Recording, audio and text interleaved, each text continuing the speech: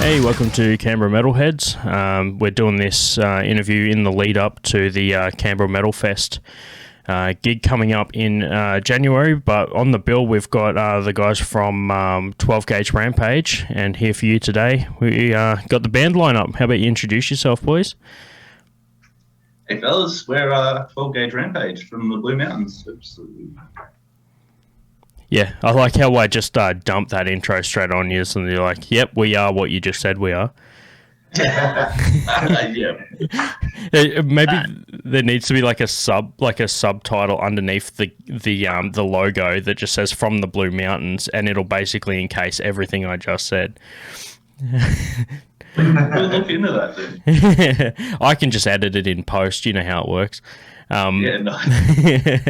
But it's good to have you guys on the show, man. We usually have an intro track before the interview. What track would you like to put up there? And also, do you have a bit more of an insight as to, you know, why you chose that track and why it's a good intro for the band?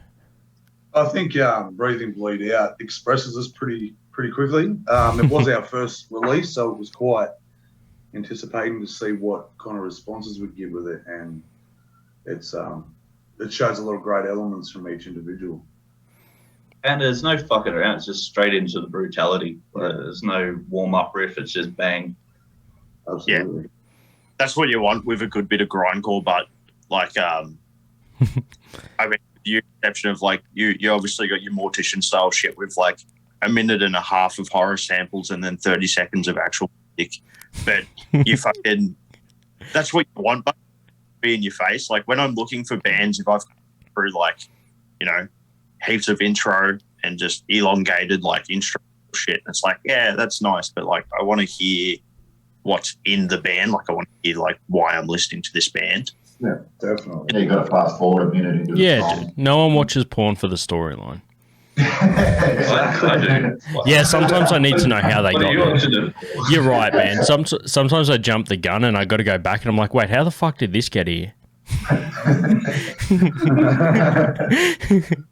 Oh man, but yeah, if you listen to an album with like heaps of samples and you're just driving in your car, like you'll pull up the lights and it'll just seem like you're just listening to like random samples of like if you listen to like porn gore and stuff, it's just some chick moaning just blasting out of your car. I love that. Yeah. Cock and bull torture. From Germany. None of us are really big on samples. Yeah. Just the songs. We really wanted around. to play that album how we play on stage, you know. We didn't want to add stuff, and we just wanted it to be pretty much our raw live sound recorded. Yeah. I think that that ends up making you like pretty honest to the audience as well. I think most people in metal or most people in music in general have gone to go see an artist live and it's completely different to what you've copped on the album. And you although they might be good, you know, you're still left with that little bit of disappointment too. It's like when you find out your favorite vocalist like pitch shifts his stuff and you're like, fuck, this guy's gutturals are coming out his asshole. And then you like see him live and he's just talking into the microphone. You're like, shit. Yeah, exactly, man. We wanted to keep stay true to ourselves, you know. Yeah, that's good, man. You guys will be the instead bands will use your songs as samples, maybe like. Yeah, nice. Yeah, no, maybe that's not a good thing. I don't know. I know we'll be using your songs as samples for this episode, so we're getting there. Well, it's a step in the right direction. Yeah, exactly. Who would have thought, man? A bloody podcast, the most blue-collar sounding fucking sample platform that you ever got. The other funny thing is, like, from my years of interviewing bands, is when you get a vocalist and they're like gutturals or not even just gutturals, but like vocals in general just don't match their voice. So you'll like you'll interview like I interviewed Christ Dismembered. You guys anyway, Luke from Christ Dismembered. Oh yeah, he's got the shirt on. Holy shit. Okay. Well, okay. Holy shit. Accidentally to give multiple shout outs to another band. Christ Dismembered brought to you by 12Gauge Rampage. No, so anyway, the vocalist there, and I interviewed him, was basically like, yeah, mate, I just work on a dairy farm and that, but they're like a fucking like black metal band was just like immortal style vocals, just with like, just get up at 4 o'clock, makes the afternoons a bit hard to get through, but fuck, you always got to have time for band practice.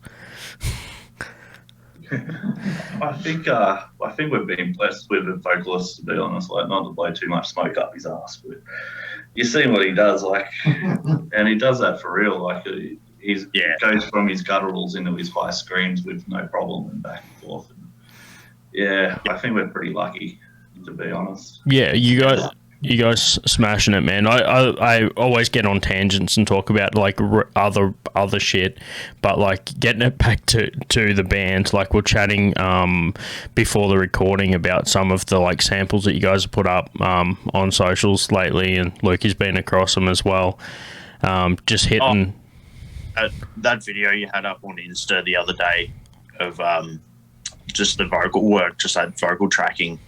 And it was sort of like I've been following you on social for a little bit, and I was like, oh fuck, I like completely forgot. Like I knew you guys had dropped an EP and stuff, and I was like, fuck, I'd completely forgotten to like stay on track with that. And that's when you would have got that big merch order from me, just like, give me one of everything. But it's definitely like one of them things. Like when you've got that vocal style that you can do both in the one, and you're honest with it. I think I was showing one of my mates, would have just been the Kill More Cunts Than COVID clip, and he was like, oh, that's sick, because like he's seen it and he was like, oh man, is that like a dual vocal, sort of like garroted and stuff? And I was like, no man, just the one cunt, like just the one dude doing fucking vocals. Yeah, we toyed with the idea of me having a mic, and I like it for the live show because I like to take the piss out of cunts and have fun. But, I don't like having a mic in front of me because I don't want anyone to think it's not all him. Like, I can't do what he does, or I'd be doing it. Yeah, that's it. So many times, like I've seen quite a few bands where like the bassist, the rhythm, the lead, and the vocalist have all got a microphone set up, and then you sit and you're waiting all gig, like, all right, when's the bassist going to jump in on this? And you're like, he's not. They just give him a microphone so he could like yell at the sound tech. Pretty much. Yeah, or the sound tech has the mic in his in the booth to like talk back, so you just hear this like random voice that just does not fucking belong to the band during setup. You're like, oh, that must be the soundy. Yeah. That's always a weird one, hey? Yeah, you just... Like half the time they're right at the back of the room, so you can't even see them, but you're communicating. Yeah. They always sound like a carny sometimes. Like, you expect them to just be like, all right, boys and girls, step up and get some 12-Gauge Rampage. I can see you up the back there playing pool. You're in front of the sound desk. Go up the front and support live music. I seen on the interview that you got that was posted online with Amplify the influences for you guys. I won't sort of go into like same generic sort of question, but I noticed King Parrot was in on that lineup of influences. Man, and like so like Matt just goes like ape shit at gigs and stuff like that, right? Hang on, let me just double check that. Okay, cool. Sorry, I just got to pop up. What do you think? This is a professional podcast? Did you pay money to listen to this fucking thing? Anyway, I remember there was this these people playing pool up the back, and they were just like not just playing pool, but they were like yelling like whenever someone sunk one and getting rowdy between songs. You could just this is like probably 2014, so they were kind of like just bite your head off level. They weren't. I don't think they'd done the next album yet, so it was still like not massive. The massive crowds they get these days. So it was still like between tracks, you could hear these clowns up the back yelling between fucking pool games and shit. So Matt's gets a wireless mic, goes up the back, grabs the stick off one of them, and just sinks the black ball, and then comes back to the fucking stage, and then he's just like, now come up the front, and then they actually came up, and he's like, I can't believe I fucking sank that. Fucking champion. But you must get stuff like that, man. Like, you know, when you're touring and stuff like that. I know a lot of fans are. It's good to have them out, and any sort of support is handy. But have you had any any stories from the road where you've sort of like had to sort of hype the crowd up or get anything going? A lot. Always. Yeah. Yeah. Because people are too comfortable to stand back and fold their arms and just watch her. And like, we want them to fucking get involved. We want them to kill each other. Yeah, get rowdy. Have a beer at the end of the show.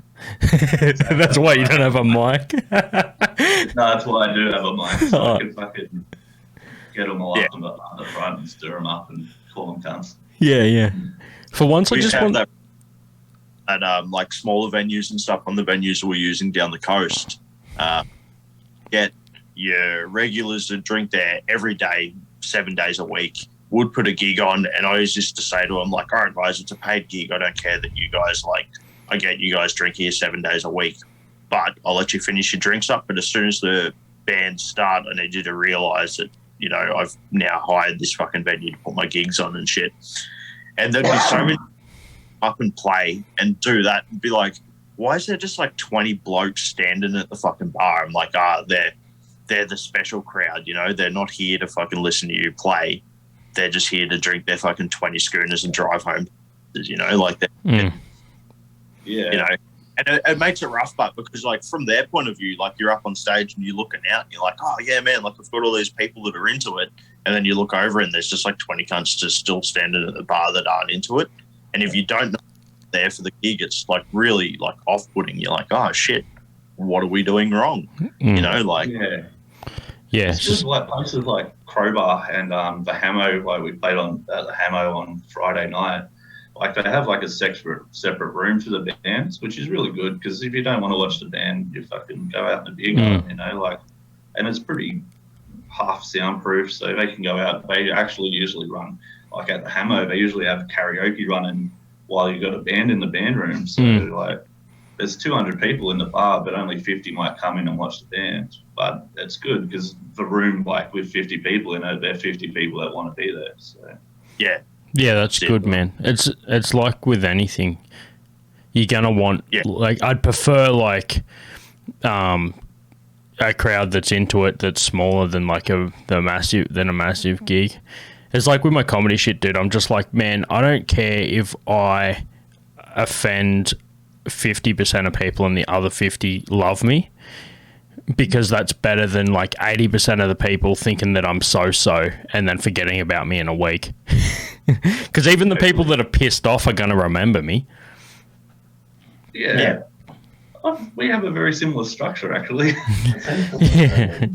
Holy shit. Did you guys want to open for my next gig? I actually I've done that before, gone up between bands and done comedy as like an MC for various gigs. And yeah, it's fun, but it's also, it fucking separates the people that are in comedy to like do banter and shit. You basically, it's not comedy. You do what bands do between tracks. You just go up and like talk about audience members or like break their balls and shit. I did an outdoor gig once doing that. There was this bloke there that looked, you remember Lost? Remember that series Lost? Yeah, remember Hurley from Lost, that fucking big unit? Yep. Yeah, he looked like that, dude. It was an outdoor gig. He bought his own chair because he like knew the plastic chairs just weren't going to cut it for him, dude. So I was just like, oh man, fuck, you got your own chair. Did you get that from BCF? How long's it been rattling around in the booty Commodore before you could get here today and shit? And then like, man, it was just like, that was better than any set that I could have done. Fuck, man. Yeah, anyway. Yeah, man. And it gets people involved, you know? Yeah. It's like as much fun as it is like to see the musician getting into it as well. It's also fun like from the audience members. Like when you see No, dude, when you see like the singer crowd surfing and shit, you know, but like you guys all are like busy on stage as well. Like you can't. It's hard to sort of have a good mix of like entertainment, but also not fucking up what you're there for. Totally. And then a couple of jugs of beer later, that goes out the window. Yeah, fuck yeah. Speaking of lineup, for people that don't know, do you want to do a quick run through of what each member of the band does, like from all three? Sure. Well, I'm Scotchy and I do vocals. I just get drunk and grab a microphone and go mental. Yell at duds. Yell at people. I'm I'm such a happy person all the time, so I get it all out on stage. It's therapy. the happiest bloke I've ever met, and he just gets on stage and he's a demon. Yeah. Part of the show. Yeah. It's good. So I play bass. I buy amp, so I'm pretty much playing guitar on a bass, and buy amp, so I'm going through a few stacks and making a lot of noise. But yeah, at the end of the day, I'm a bass player. Yeah. Yeah, I'm Boydie. I play the drums, and I'm trying to figure out how to get out of this because it's too hard. Thinking about seeing if he wants to swap me because the bass is pretty easy stuff. I play drums. Have been for quite a while. Been in a few other bands too, which is, this area around here is pretty good. We've been pretty lucky to keep finding awesome musos to keep playing this sort of music with, and it's bloody awesome. But yeah, I play the drums. Yeah, nice, man. You lineups together in previous bands. We have, yeah. Me and Scotchy, we were in a group, Fester and Drippage there for a few years, and that was pretty bloody awesome too. Yeah. I've been in 100 bands. Oh yeah, I'm not even going to try to rattle off blast bands. A few projects. As soon as you can play like just a simple blast beat, you instantly find yourself in like 10 bands. That's it. And if you're a lead guitarist, like fucking, we end up in like 6 or 7 bands, but then you've just got like the people like, oh, I'm a rhythm guitarist. Like, oh yeah, how many bands are in? I'm still trying to put one together. Like, oh yeah. That's me. That's been my rhythm guitarist. Like, how many bands have been in? 1, but it's had like 100 different lineups, and it never goes anywhere past like you write the list of potential names out, and then like the lyric ideas, and that's as far as it goes. And then a year later you pick up again and hope that the guy that you managed to get for drums is still interested. We're heaps like that because we get along pretty well, and like we all enjoy what we're doing, and we all had the same goal. So I think that's how we sort of come together, And me and Luke have now been playing together for about 4 years in different bands, and Scotty's been with us now for about 2 years, and I can't see anyone going anywhere. I'll fucking handcuff him to the kid if I have to. The mic's in. Yeah, that'll fucking that brings out new skills in the band. Trying to play with one fucking hand because the other one's hand like cuffed to the set. If they come from Def Leppard can do it, then we can do it, Fuck man, that's like just play the drums with the hand held by the remaining hand. Yeah, you have to sometimes because you drop a stick. I've seen that. On one hand. Yeah. I've actually seen someone playing and they got so hyped that they threw their sticks in the crowd and realized they didn't have any more sticks, dude. So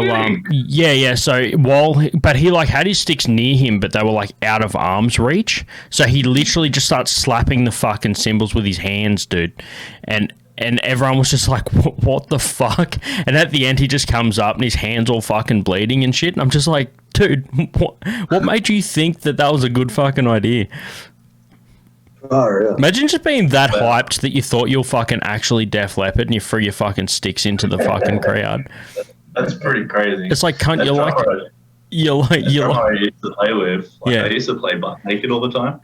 I thought my bass would cover me a bit better than it does, but a bit hangs down the bottom, Not bragging or anything. Anyway, well, bass guitarists do go lower.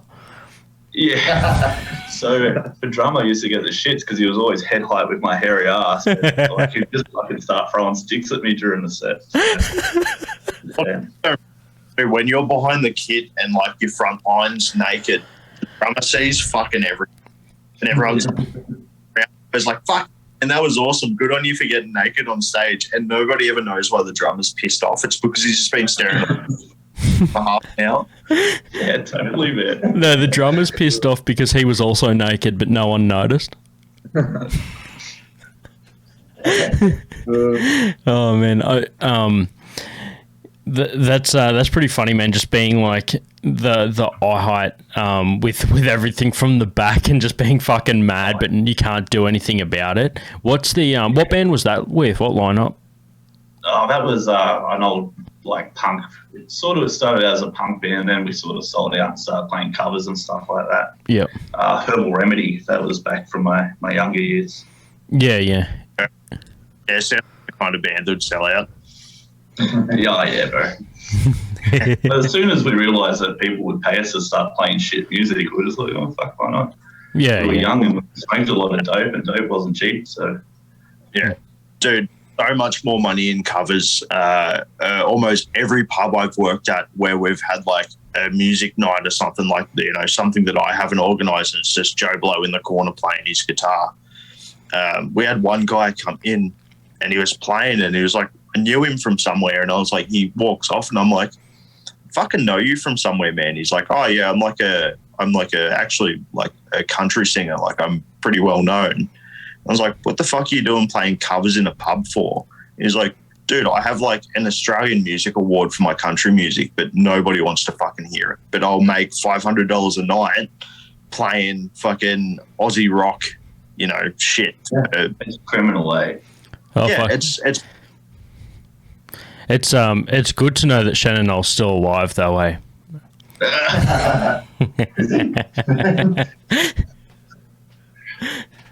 Man, fucking hell. Wonder how many, because he's still in like the RSL club tour, dude. It's fucking. Yeah, you kind of know you're a bit long in the tooth when you're doing the RSL circuit, eh? Yeah, dude. Well, to be honest, like that's the peak performance for comedy. But yeah, in the band world, of course. Yeah, like if you're doing an RSL, dude, you've peaked. You're opening for fucking Rodney Roode in the underground comedy scene. Yeah, that's where you're like. That's peak performance. Fucking A. I mean, my old man still does the cover scene and the RSLs and stuff like that. And makes a fortune, you know. He's in a band called The Zombies based out of Wollongong. Yeah. Massive crowds. They put on a bit of makeup. They have some like hot chicks that come up and dance on the stage while they're playing their set. And they're selling out everywhere they go. It's ridiculous. Yeah, fuck. Yeah. Too, once you get that following and people know you're good at what you do, there's a production company out of Sydney that just does themed cover bands. So they've got like the ABBA cover band and like all this shit, and they'll literally pack auditoriums because people just want to see people dressed up like fucking ABBA playing shit songs, you know, like fucking that's what they do, and they sell them out. Like my time in working in like RSLs and shit like that, I've seen that shit sell more tickets than like genuine music, or not genuine musicians, but people coming in playing originals. Not genuine originals, but just originals. Yeah. But, what's genuine original anymore? Everything's been done. That's a Rob Zombie quote. It was just like everything's been done before. You just play it faster or slower or in different order. Yeah, that's it. Like when you write a song and you're like, I've heard that, then you're like sitting there and you're listening to Sabbath and you're like, fuck, it's already a Sabbath riff. Oh, that pisses you off, eh? Like, oh, check this riff. Oh, that sounds like Slipknot. Yeah. Like, that's like a dead set Dying Fetus rip off, you know? Yeah, it's actually good if you're doing stuff and someone's like, that sounds like Slipknot or Dying Fetus or whatever. No, probably more so Dying Fetus than Slipknot, but at the end of the day, it's like, fuck, that's actually good that I like thought of. It's like whenever, you know, you're doing something, you know you're in the right like realm if you're starting to sound like those bigger bands. Totally, yeah. Yeah. Yeah, absolutely. So we were chatting earlier in before the show, the best podcast, the show before the show, and The subject of the new is it your latest video clip, the I've killed more cunts than COVID video?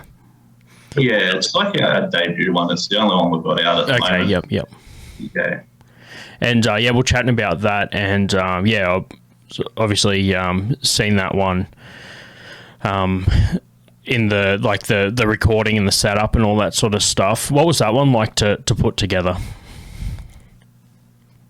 Awesome, man. It was very easy, actually. The guy who Jake, who helped us with it, he was just so ahead of us and had amazing ideas and just made it such a breeze. It was great. It was easy. Can't wait to work with him again, actually. And he's good mates with Glass, so we done it pretty cheap. Oh yeah, so affordable. Yeah. Like when you're coming up and you've got to, you got to fork for a video clip and stuff like that. I think a lot of people don't realise how expensive it can get, and that's blow your entire budget on, a 3-minute clip. Yeah. Well, it was only $600 or something. It was under $1,000 with everything, like props and stuff. So yeah, sick. Another one in the works too, so it's even sicker. It's gonna be awesome. Yeah, awesome, man. To be continued. Yeah, good. That's a mad little hype there. But the video clip was fucking awesome, dude. That intro just reminded me of like every episode of like Housos, dude. Like the Struggle Street shit. It was so good, eh? Dude, the best part of that is where he was just like literally he depicted everyone's thoughts when he just went fucking COVID and started drinking out of a fucking bottle of scotch, dude. That's I had to do about 12 takes. And every time. He got a little bit Even then later, we got him riding his bike up the street like with no helmet. So. Shotgun stuck to his bike. If cops would have seen that, fuck. Holy shit, dude. The only thing that could have made that. He's allowed to be drunk. Yeah, it's a black bike, man. It gives you the authority to be drunk. Dude, it's it's one of those things that's like you can ride for like years, but the one time you get pulled over is when you're doing a music video with a shotgun on your back.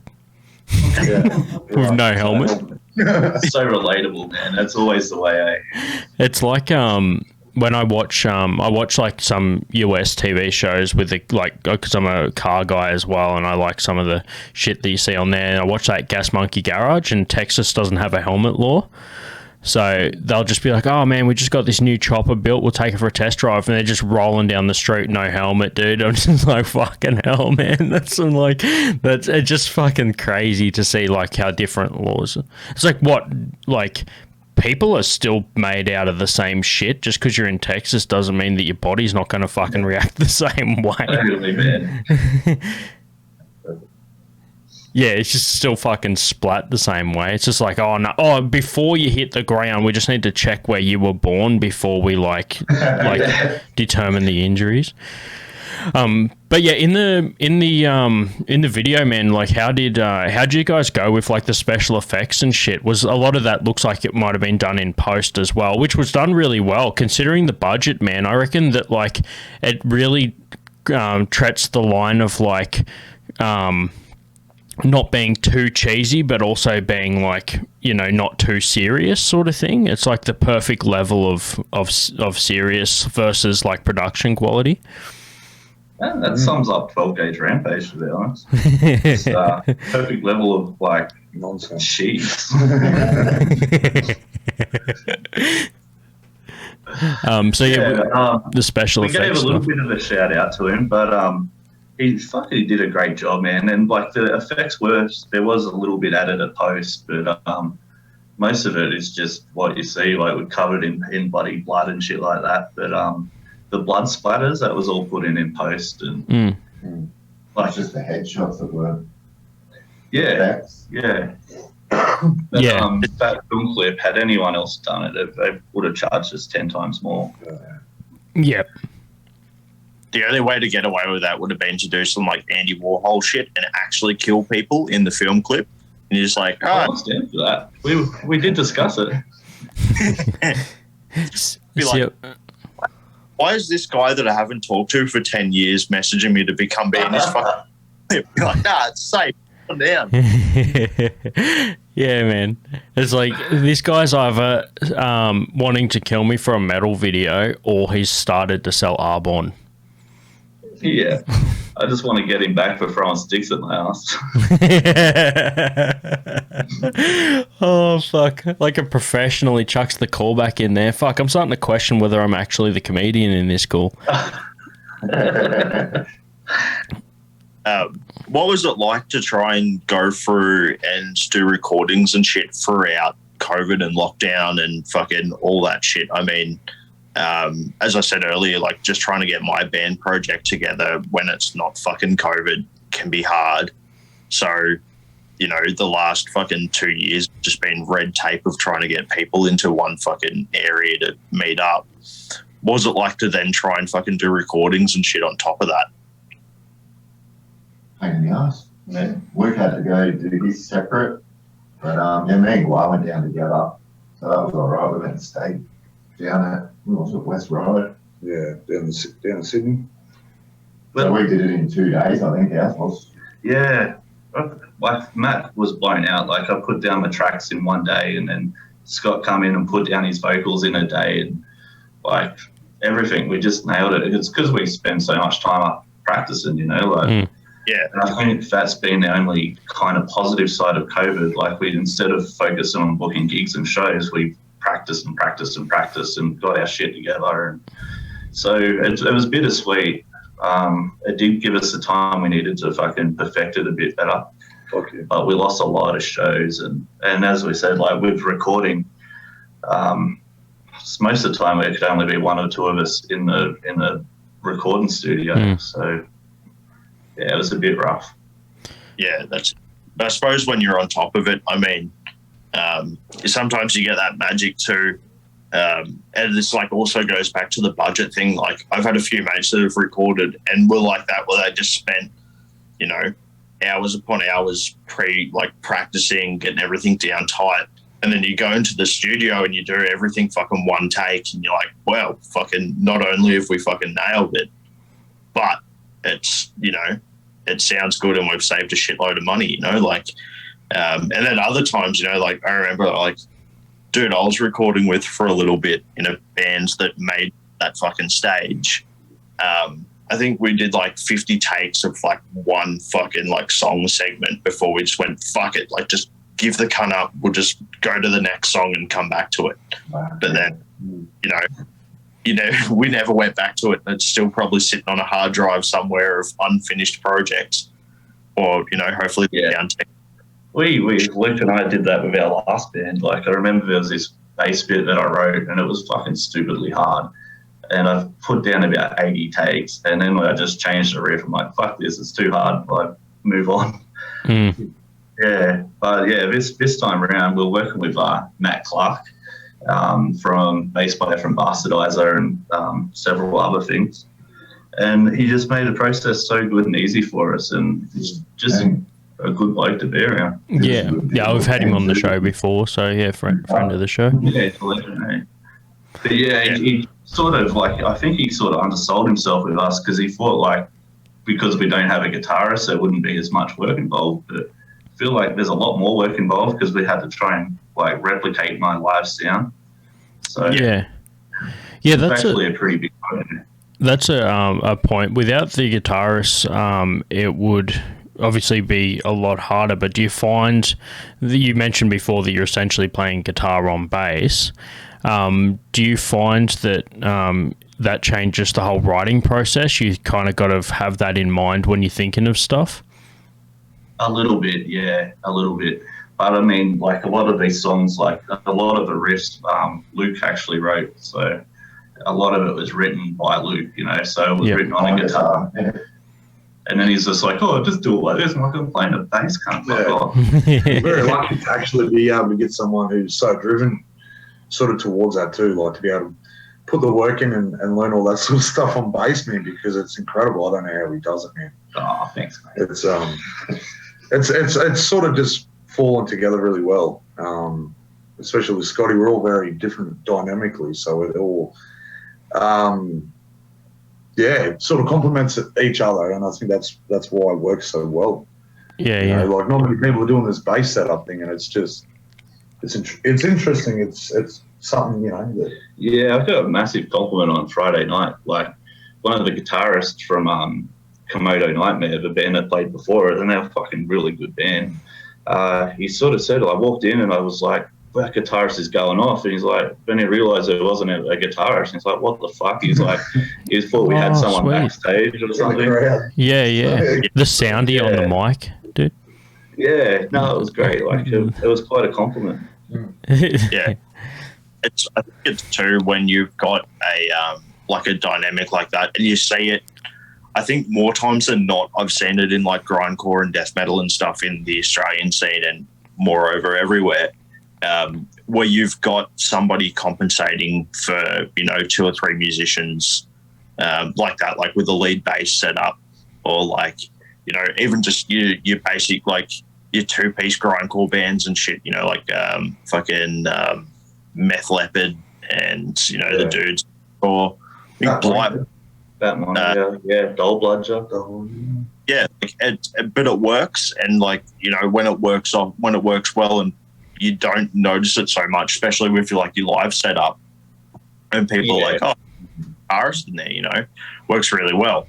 And then of course there's like your one-man bands where you hear it and you're like, oh fuck, that's sick, and then you walk in, it's just one guy on stage and you're like, fuck me, like that dude's killing it. Either that or you walk in, that guy's a fucking maniac. Like you look at dudes like Cucklord and like all that, and you're just like, eesh. Yeah, a few years ago, a previous fucking band, me and Scotch around, we were lucky enough to play with Sean McCann from Putrid Pile. Yeah, yep. And that was awesome, man. One man band, just doing it, like drum machine, just the amount of it just fucking works. I think I've talked. Instantly go to like an old mate with a drum kit on his back and fucking cymbals in his knee. You know what I mean? That's where my mind goes. One man. Yeah, and he looks like Willie from The Simpsons in my mind too. Well, that's where my mind. When people are like, oh, I'm in a one-man band, I'm just like, oh fuck, like. But only in my mind, it's just fucking like Vickers, but he's just got like the shit, like there's a church burning in the background and stuff, and he's like, yeah, like one-man band. Yeah, the range does change a little bit. It's good to see so many bands that go away from the traditional like 3 or 4 piece setup where each person has like a dedicated role. Like even although that's not sort of like in the same style, like I know Tom from Wolfpack does the vocals as the drummer, which is pretty crazy. Like having the drummer as the vocalist. But it's also good that people like challenge the normal a little bit to get, and then like you guys have got it, like I think it massively complements the sound of 12-Gauge Rampage to have such a low end like heavily represented as well. So it's good. You just, and also like, I mean, you guys probably know the benefits of touring with as a 3-piece as well. And just dealing with dickhead guitarists all the time. Carrying tons.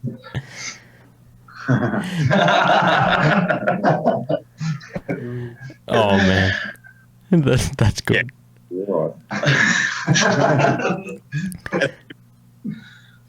Yeah.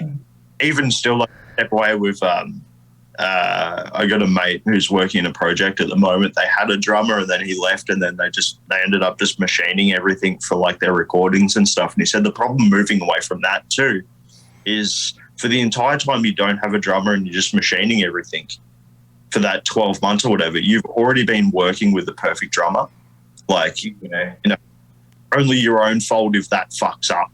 So then once you human back into the mix, you're like, fuck, like, he's drunk again, like, he forgot his fucking like, you know. Yeah, it's like if like for 12 months Skitsy was your drummer and then you had to just like go back to market. You just go back and get rocked up with the 4-piece set, and he's just like, yeah man, I can do like a 4/4 beat, and you're like, sick. Dude, I would pay fucking like an embarrassing amount of money to watch Skitsy fuck up a Hello Kitty drum kit. Like Matt Skid. Yeah. Yeah, You know he could too. You know he'd just amazing. Dude, I've nearly seen him fuck up an adult one. So the only cunts I've seen fuck up drum kits are people that are playing other people's drum kits. I know that's ironic.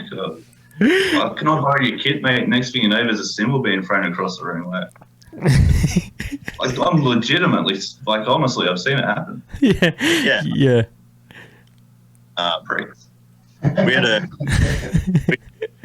we'd play one of our shows who rocked up with just their guitar heads, their guitars, and the cymbal, and the drummer brought his own cymbal kit, and moans that the kit that was on stage wasn't like his kit. And we're like, dude, like you could have brought more than just your fucking cymbals, which he didn't end up using anyway. And then it did exactly that anyway. Like he ended up like getting hell into it, tried to have his rock star moment and shit. And I remember just like side stage with the guy that owns the kit, and he was just like waiting to jump on stage to kick this guy off his fucking kit, you know, like yeah.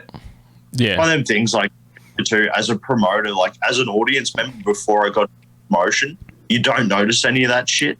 And then as soon as you get into like being like the man behind the fucking curtains, you've all of a sudden got all this like different shit. Like going to gigs now is like a nightmare for me because I look out across the crowd. I'm like, fuck, that person's drunk. Like the venue owner's going to have to deal with that. Like, oh, fuck, this dude's not on stage at the right time. Like that's just going to throw everything fucking off. So like I go to gigs shit like that and I'm like, like I can't fucking enjoy myself anymore. I just see all the behind the scenes stuff now. I'm sorry to hear that, dude. You might have to just drink more. I don't fucking drink, so like. All right, well, there's your problem. Oh man, I still love gigs. Like I get it, but like you just see the more of the behind the scenes shit too. It's like when you're a musician and you like fucking like if you play bass and you sit down and you listen to like an album, you pick the bass out of an album, you're like, oh fuck, that's sick. Or like if you're a vocalist, you're like, oh man, that vocal work is sick. But when you like put from like an outsider point of view too, like and you don't pick it apart, you don't see all that stuff as much. Like you're not switched onto it. Yeah, totally, man. Yeah, it's like if you're a magician and you just rock up, you're just like, I fucking know how that works. Good analogy, man. Yeah. Only like music is still the real magic. And everything else is the fake shit. Like, dude, imagine when back in like the Middle Ages where you used to like that would get you laid if you could do like a cool trick and they just thought that you're fucking magic or some shit. Just rock up like you do the old like the finger trick, dude, and some chick just wants to blow you. I need to go to the clubs you're hanging out at. Oh no, we got a different action for the finger trick at the clubs that I perform at. Now you see it, now you don't. But yeah. Anyway, boys, we try to keep these things. Anything over 20 is a bonus for us, so you've been really, really cool and kind to give us a bit more of your time today, so we're super happy to talk a bit more shit on the show and have yous on. So thought it'd be pretty cool to mention also, mate, our album got an amazing review off Sick Drummer magazine. Yeah. Ian put us in as one of the better drumming albums for 21, man, up along with some amazing artists, which is a pretty amazing fucking honour. Yeah. Up there with Iron Maiden and all them, so it's been a really good response. It's amazing.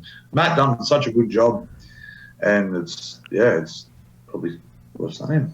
Yeah, dude, no, I'm glad I didn't burn over like any last words from the bands and miss that gem. But yeah, is there anything else that you guys before we wrap up like want to do a shout out or bring up? Obviously you got socials and stuff we'll do at the very end, but is there anything that we didn't cover off? Oh man, Bobsy from Grindhead's been absolutely amazing too. Dude, how good is that setup with fucking Grind? Fantastic, man. He's doing a great job, and again, Matt Clark, mate, if it wasn't for him, we wouldn't have, you know, the sound like we have. Yeah, as well. he definitely helped us find our tone. Absolutely.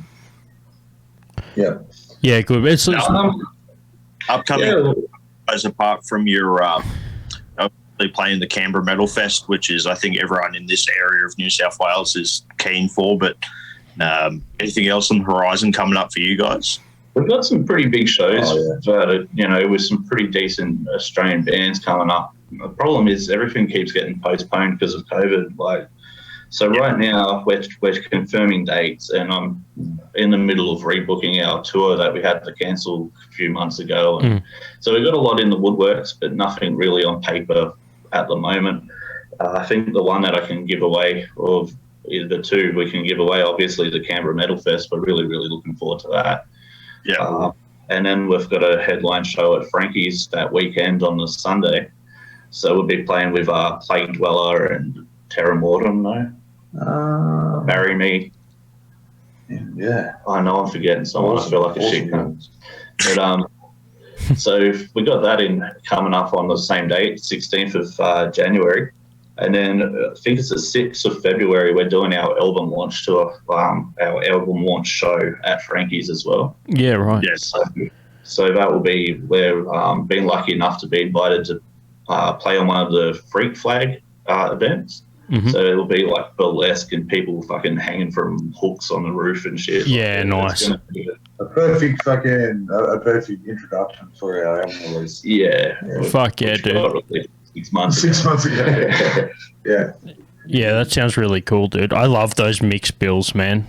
Like, fuck yeah, it's gonna be so much fun. Yeah, and yeah, we go in there and like everyone that's there to see people hanging from the roof and shit, you just be fucking blasting the doors off with some music, which is sick. A couple of other shows, man, where we're so keen to release, but we just can't yet. Like, Yeah. Absolutely massive. Can't wait for this 2022, man. It's going to be. Don't say it. No, you got to be positive. You got to be positive. Well, everything's looking good. 21 and it went to Yeah, dude. Well, it's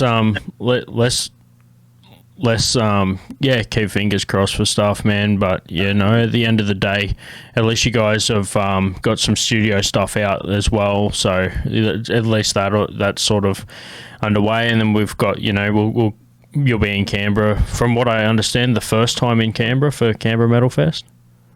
Yeah. So the first time you'll be able to. The basement's still the same sort of layout. I used to play that in our previous group, and it was awesome. No, was great. it's even bigger and better now, man. Like they've It's so rad. It's very much so like people in Sydney talk about like the Crowbar and stuff, how they've got like a bar for their list of metal and shit. That's what Canberra with the basement. Awesome. You know, okay. Yeah, it's a good spot, man. Like, I think it's one of those venues where like you couldn't recreate it just because it's got character. Yeah. You like if you built an exact replica, even if it was exactly the same, the walls haven't heard the same music over the years. Yeah. That's how it feels like from Frankie's. 100%. Yeah, that's a similar sort of scenario where it's just like even King Parrot, when they're doing sold out fucking shows, they'll still do a night at Frankie's, you know? Yeah. Dude, it was fucking sick. It was one of the things that blew me away the most about Frankie's is that they'd put on these sick lineups and it'd be like free entry or like just like. Yeah, man. That Parrot show, that last one, it was like 300 or 400 people in there and 300 or 400 people on the line that couldn't get in. 450 people, that's on like. Yeah, it's nuts. Yeah, but they're a cult. That band, man, that's what they should be getting. Yeah. Everybody show. They're fantastic. Yeah, and they should be taking us with them. Yeah, so you guys were saying you got some upcoming gigs to be announced later. So for people to keep an eye out for when that announcement finally does happen, where you guys, where can they find you? Facebook, everywhere. Insta. Yeah. Pornhub. Grinder. Yeah, well, it's like we're pretty easy to find. Yeah, it's like anywhere you can find it. I'll put links in the show notes of all the social medias and stuff. And if anyone's just listening to the audio of this, make sure you check out the YouTube channel because it has all of the, like, you can see the actual video, the boys chatting. And after this video, I'll put the auto play for the I've killed more cunts than COVID video up next after this. So yeah, so make sure you stay tuned to watch that one because it's a fucking ripper. And make sure you follow them all on socials and sub to all their shit because they'll be here in Canberra. And I'll also put the gig poster up as well. You can see all the details there. So come check these guys out and a bunch of other bands. Canberra Metal Fest. The gig poster will be up on the screen in a second if you're watching the YouTube channel. But until next time, boys, we'll catch you at the gig, eh? Thank you. Thanks for having us, man. Cheers, dude. Cheers. All right. Wrap it up.